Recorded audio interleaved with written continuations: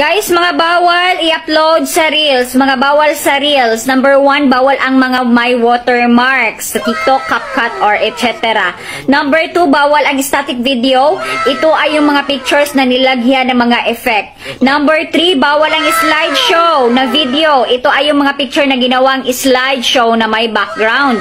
Number 4, bawal ang looping. Ito ay ang video na around 5 to 10 seconds lang inedit. Number 5, bawal ang copyright background. Ito ay yung masikat na mga music at magka-copyright kayo. Number 6, bawal ang static image, full pictures. Bawal po yun. Bawal mag-post ng bata na walang kasamang matanda. Bawal din ang nakahubad na bata.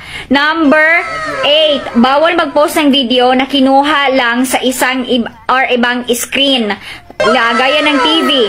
Number 9, bawal ang half screen. Ito ay kung nakahiga ang CP, ang cellphone. Number 10, bawal magkuha ng video na nakahubad at i-post ito. Number 11, bawal mag-video ng bata na nakabikaka or umiiyak.